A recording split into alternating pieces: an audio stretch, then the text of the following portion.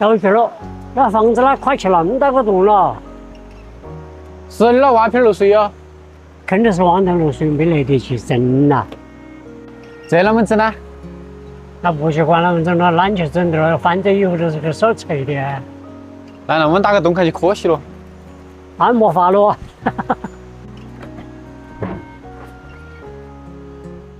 那个头桥房子，只要没得人过1、2年就垮去了。主要你没得鱼耶，哈。我来看看，我那故事都还写不是那儿丢了，可惜了。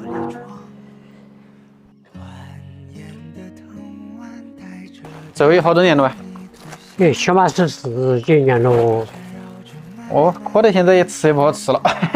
本来不好吃了啊，那个时候也靠你老了顾不得了，你要吃的了啊。结果整丢了。结果老了还是有吃的嘛。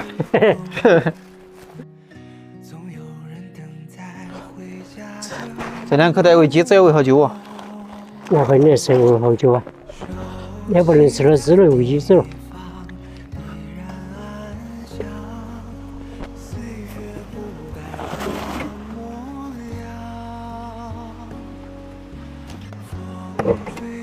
那个一代人有一代人的活法呀，那硬是真的。那个时候想把房子修宽些，多住2代人呢，现在的土地就没了。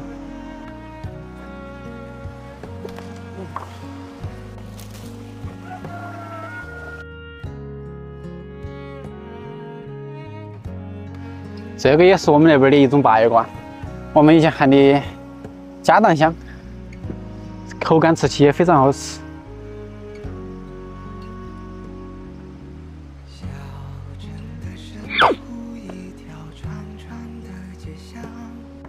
那鱼要过回去吃啊？还没长好大个的吧？你舍得啊？那个舍不得回去试吃的。老咬得起了哟。那你把咬到那了，我咬你。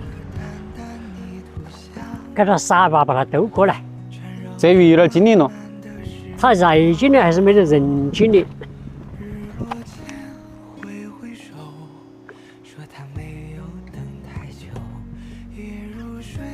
性品都没得。为啥？还看着人。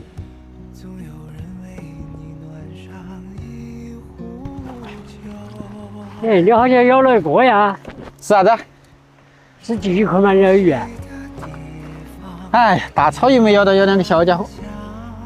哎，烧一碗汤够了。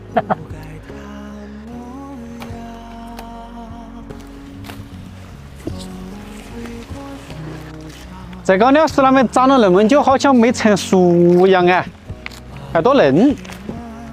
那是那种宽是跟我们本地高粱它不一样哦。晓得没法吃哦。